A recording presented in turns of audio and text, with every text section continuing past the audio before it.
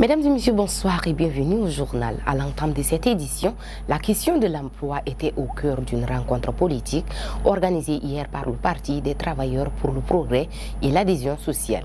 La formation politique a défini quelques lignes directrices qui participeront, selon elle, à la transformation du Tchad. Della Nathalie. Cette rencontre politique a rassemblé militants sympathisant autour des propositions du parti en faveur de l'insertion professionnelle des jeunes. Le Parti des travailleurs pour le progrès et l'adhésion sociale dans sa vision présente un Tchad où des politiques publiques ambitieuses stimulent la croissance économique, favorisant la création de richesses et générer des emplois durables dans l'ensemble des secteurs d'activité. Ce qui explique sa scienture. Ensemble pour le plein emploi de la jeunesse, la dignité du peuple tchadien et l'adhésion sociale. Prenant la parole, le coordonnateur du Petit Pas, Nguer Kembaye Auguste, a appelé ses militants et partisans à se mobiliser pour le progrès du Tchad. Le Petit Pas appelle toutes les forces vives de la nation à se lever, à s'organiser et à participer activement dans le respect des lois de la République à la transformation de notre pays. La question de l'employabilité passe comme outil de transformation sociale, mais la présidente du Petit Pas, Bara Deneram Marina, voit plus grand. Notre vision du Petit Pas est simple et élémentaire, car c'est ce que le Tchadien attend. L'accès aux conditions élémentaires d'une vie digne. Nous, le Parti des travailleurs pour le progrès et l'adhésion sociale, nous engageons à œuvrer pour l'atteinte du plein emploi pour la jeunesse. Le Parti des travailleurs pour le progrès et l'adhésion sociale ne sera pas absent aux prochaines échéances. Les leaders ont clairement exprimé leur ambition et comptent sur l'engagement inconditionnel de la jeunesse. Nous en parlions hier, samedi 1er août, qui a marqué la rentrée politique du Parti Réveil panafricain pour le changement, piloté par Gassim Chérif Mahamat.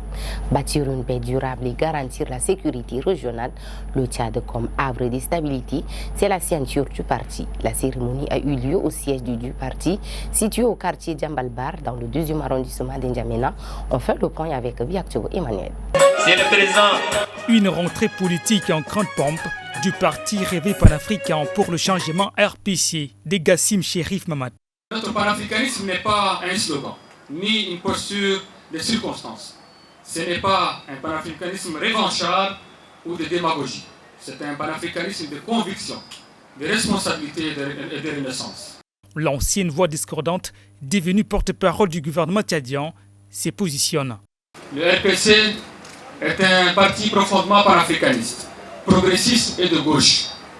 Nous croyons qu'il est temps que l'Afrique cesse d'être un simple marché pour les autres et devienne enfin une puissance économique, scientifique, culturelle et politique.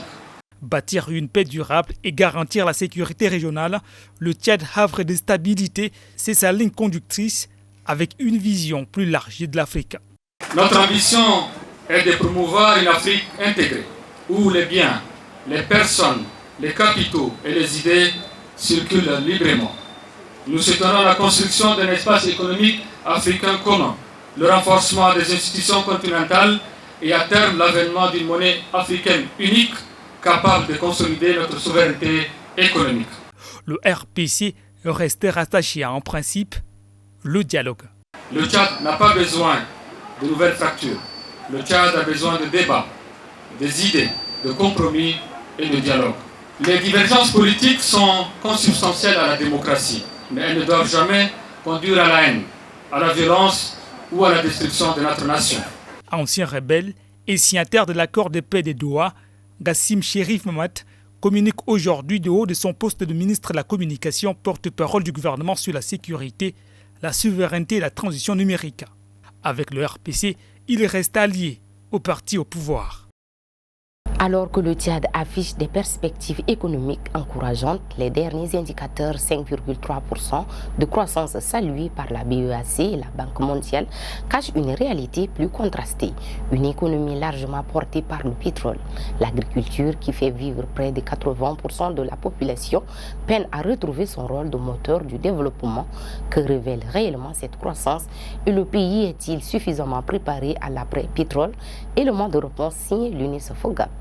Le Tchad grandit, c'est en tout cas le constat des grandes institutions économiques. Pour 2025, la BEAC table une croissance de 5,3%. La Banque mondiale l'estime à 5,6%. Des chiffres qui traduisent une économie en progression. Mais derrière cette croissance, une question s'impose. Qu'est-ce qui fait réellement avancer l'économie tchadienne? La réponse tient à un mot, le pétrole. En un peu plus de 20 ans, l'or noir est devenu le pilier de l'économie nationale. Il représente aujourd'hui plus de 80% des exportations du pays et fournit près de 2/3 des recettes budgétaires de l'État. Une manne financière considérable, mais aussi une dépendance. Car pendant que des indicateurs macroéconomiques s'améliorent, une autre réalité demeure. Près de 80% de Tchadiens vivent encore de l'agriculture. C'est elle qui nourrit les familles, fait vivre des villages, irrigue des marchés locaux. Pourtant, son poids économique progresse bien moins vite que celui du secteur pétrolier. Et une grande partie du monde rural peine encore à ressentir les efforts de la croissance. Il fut pourtant un temps où les richesses du Tchad ne jaillissaient pas du sous-sol. Elles poussaient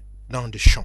Avant l'exploitation pétrolière, le coton était le cœur battant de l'économie nationale. Premier produit d'exportation, il assumait environ 50% des recettes d'exportation dans les années 90. Toute une chaîne de valeur s'était construite autour de cette culture. Production, transport, engrenage, commerce, des centaines de milliers de personnes en vivaient directement ou indirectement. Aujourd'hui, cette filière a perdu de son éclat. Alors, une interrogation traverse désormais des cercles économiques, mais aussi des campagnes tchadiennes. Que se passerait-il alors si les réserves pétrolières venaient à diminuer ou si le prix du brut s'effondrait durablement sur les marchés mondiaux? Le véritable défi du Tchad ne serait peut-être pas de produire davantage. Il sera de transformer cette richesse d'aujourd'hui en investissement durable, moderniser l'agriculture, relancer les filières historiques comme le coton, développer l'agro-industrie et créer des emplois au-delà des hydrocarbures. Car la croissance ne se mesure pas seulement à un pourcentage. Elle se mesure aussi à sa capacité à changer durablement la vie de celles et de ceux qui la portent. Et au Tchad, cette histoire continue de s'écrire dans des champs autant que sous les terres. Les minibus de transport urbain vieillissants demeurent le principal moyen de déplacement des milliers d'usagers. Abordables et indispensables, ils assurent chaque jour la mobilité de la population. En N'Djamena, mais derrière le service essentiel, se cachent de nombreuses préoccupations, véhicules vétustes, pannes fréquentes, surcharge des passagers et risques permanents pour la sécurité. Reportage de Atoringui Marie-Noël. À l'heure où la ville s'éveille, les minibus vétustes envahissent les grandes artères de N'Djamena. Des quartiers périphériques au centre-ville, ils transportent chaque jour travailleurs, élèves, étudiants et commerçants. Pour beaucoup, ils représentent la seule alternative de déplacement à un coût abordable. Mais cette nécessité s'accompagne de nombreuses difficultés. Carrosserie usée, moteurs fatigués, sièges détériorés, portes qui ferment mal. L'état de plusieurs véhicules suscite l'inquiétude. À cela s'ajoutent les surcharges, les pannes fréquentes et, dans certains cas, le non-respect des règles élémentaires de sécurité.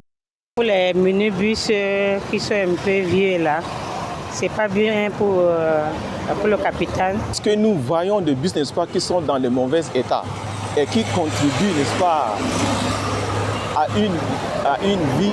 une vie catastrophique, n'est-ce pas, de la population. Des fois, ça blesse et ça risque même de prendre le feu même. Dans cette situation, de nombreux passagers disent se déplacer avec appréhension. Ils réclament un renouvellement du parc automobile et un meilleur contrôle technique afin de garantir des transports plus sûrs.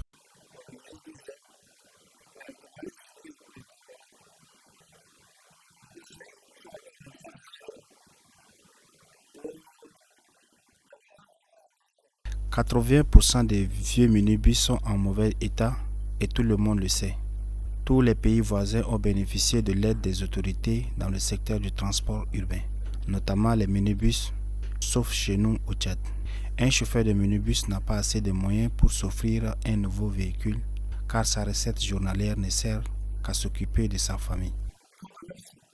Les professionnels du secteur, eux aussi, reconnaissent les difficultés. Ils expliquent que le vieillissement des véhicules est souvent lié au manque de moyens financiers. Le collectif des syndicats et coopératives des transports urbains et interurbains appelle les pouvoirs publics à accompagner les transporteurs dans la modernisation du parc. En attendant d'éventuelles réformes, ces minibus en fin de vie continuent de sillonner la capitale malgré leurs limites. Entre impératifs économiques et exigences de sécurité, les habitants espèrent des mesures concrètes. Car au-delà du transport quotidien, c'est la sécurité des citoyens, leur dignité et l'image même de la capitale qui sont en jeu.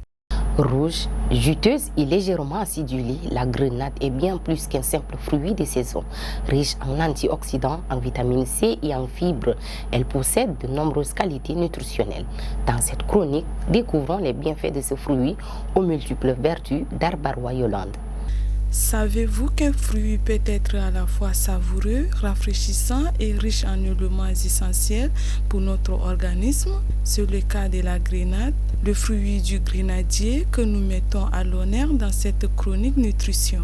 Avec sa peau rouge et ses nombreuses petites graines juteuses, la grenade est particulièrement en vitamines. Ces substances contribuent à protéger les cellules de l'organisme contre les dommages liés au stress oxydatif. Ces fibres sont importantes pour le bon fonctionnement du système digestif et peuvent contribuer à la sensation de satiété.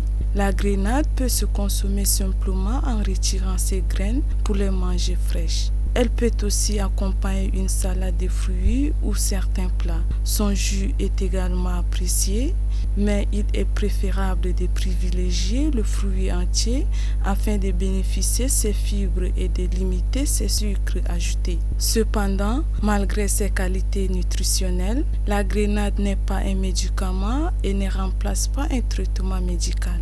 Comme toujours, l'essentiel est de miser sur une alimentation variée et équilibrée. Alors, pour donner de la couleur et de la fraîcheur à votre assiette, pensez à la grenade, un petit fruit, mais aussi de nombreuses qualités nutritionnelles. C'était votre chronique nutrition. À samedi prochain pour un nouveau rendez-vous consacré à votre alimentation et votre santé. Mesdames et messieurs, c'est la fin de cette édition. Merci à vous de l'avoir suivi. Bonne suite de programme sur Théâtre 24.